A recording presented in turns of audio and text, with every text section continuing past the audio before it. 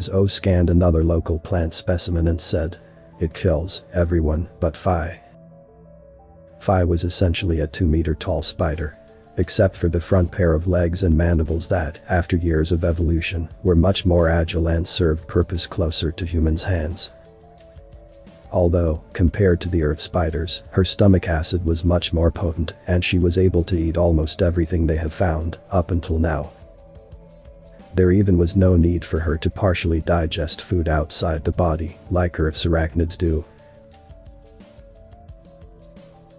Zoe and Phi were in the middle of sorting through the local flora crew found during foraging. They were dividing things they found based on who would be able to digest them. Phi's pile right now was almost twice as big as humans, which was second in terms of volume.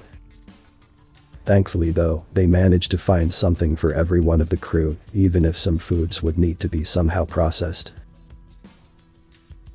Even if they didn't, everyone turned out to be capable of digesting local fauna, at least when it came to felines from which they acquired the cave.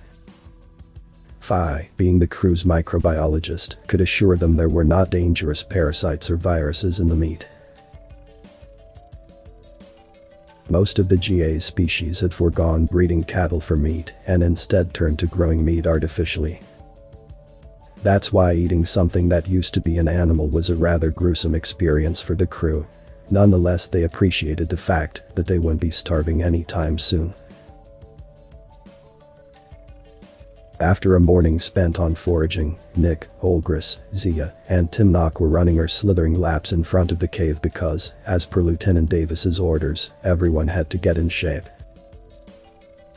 Finally, when it looked like Olgris couldn't take it anymore, Davis announced a short break. The 1-meter-tall alien was slim, furred, with 2 tails and a face resembling one of a squirrel. Despite the looks, he turned out to be not highly agile. His stamina was also lacking as he could run only half the time Nick or Zia could. After taking some breath, Nick complained, while vaguely pointing towards the cave. "Why don't they have to run?" Mildly annoyed by his tone, Davis answered, "Zoe will join you later. As for Phi, she doesn't even have muscles to train. The Vi's move and function on hydraulics, dumbass." Nick, only a little bit dejected, rose his voice and spoke in Zia's direction.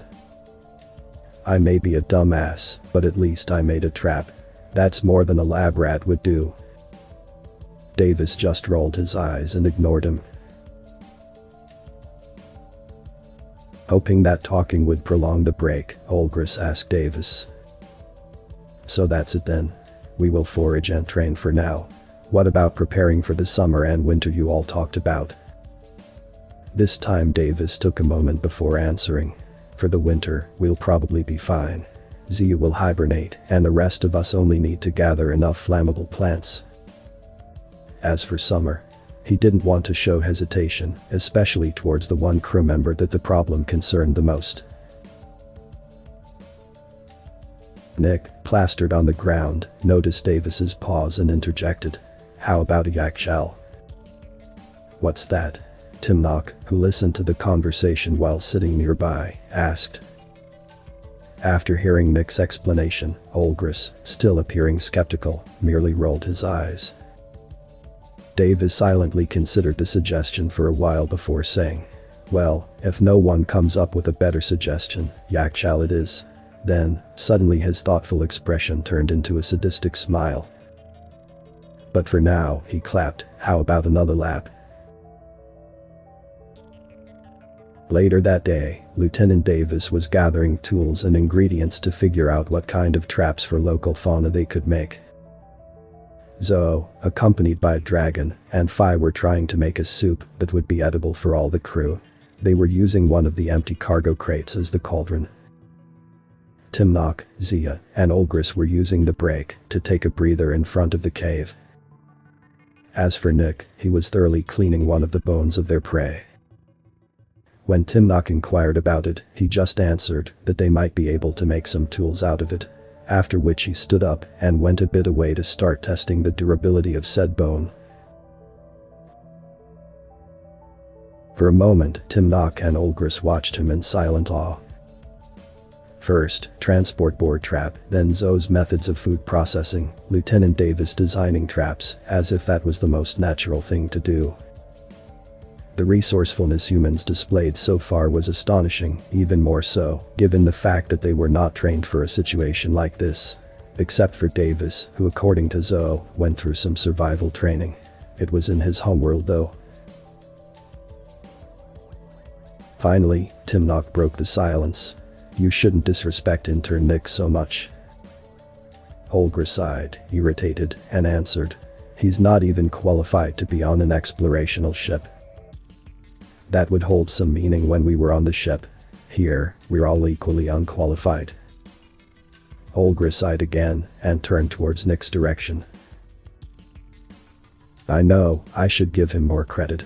It's just," he paused and pointed to the intern. Nick was cursing, while rubbing his forehead. Moments before, he had smashed the bone against a stone wall, which then recoiled and hit him in the face.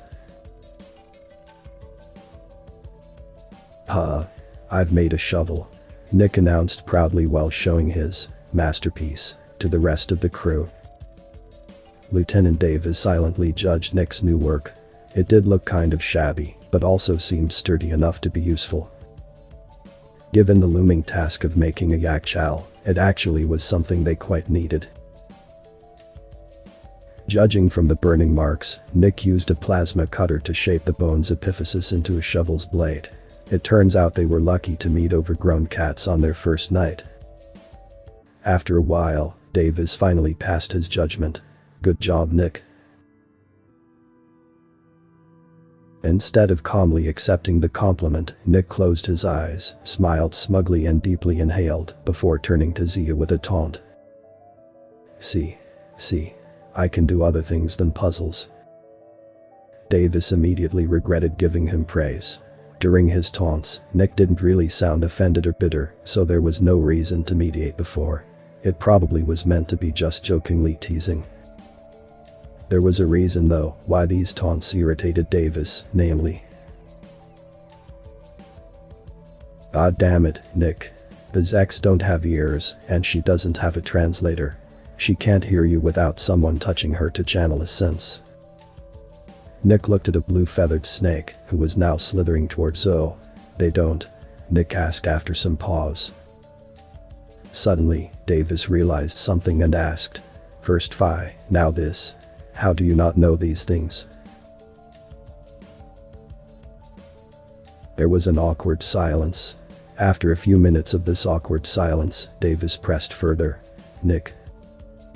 Finally, after some time of intense staring into the wall, Nick answered, "I might have cheated a little on some of my training before coming here." Davis took a breath and calmly asked while wearing a smile that made Nick understand why some aliens mistook it for a predatory threat. "How do you even cheat on GA's exams?" Increasingly embarrassed, Nick started explaining himself. "Some of my courses, including your Crew 101, were taught by a Belobius, and there was another Belobius in the class." Nick paused. "And?" Davis pressed. "During the exams, I was always right after another recruit, Belobius 1.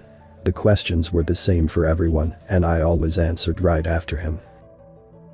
The lecturer examined him in front of me and told me to just turn off my translator, so I couldn't understand the questions." Davis spread his arms and shook his head to imply he still didn't understand how Nick cheated. "I kind of." Nick hesitated again. "Learned the Belobius-ish and heard the questions and answers."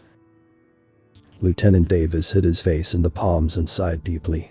He missed the military. The morons there occurred in only one flavor of an idiot. "So, instead of learning basic facts about 27 species, you decided it was easier to learn a language of some blobs that consists of hissing, smacking, and changing color." Zoe cackled and grabbed her sides while uttering with hardship, "Oh my god, she was right. You're something else."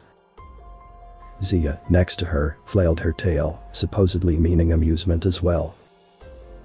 Phi, probably not understanding the situation well, kept on listening. Olgris and Timnock were again shocked, given their communication means were similar to humans. Nick, hoping to rehabilitate himself, explained quickly. I learned for most subjects. And I didn't learn Belobius to cheat. I just thought the translator was broken after listening about Belobius mating habits. Later that day, when everyone was getting ready for the night, Nick laid down on his makeshift bed. After the day filled with hardship and embarrassment, he was happy to go to sleep. His muscles ached from all the foraging and exercises they had done that day. He once again appreciated the wonder that the human body was, as every strained muscle was putting him into a deep state of relaxation and sleepiness. He barely noticed that, at some point, Zia put her tail on his shoulder and alleviated fatigue even more.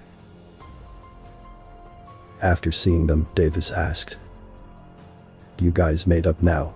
Barely awake, Nick simply nodded.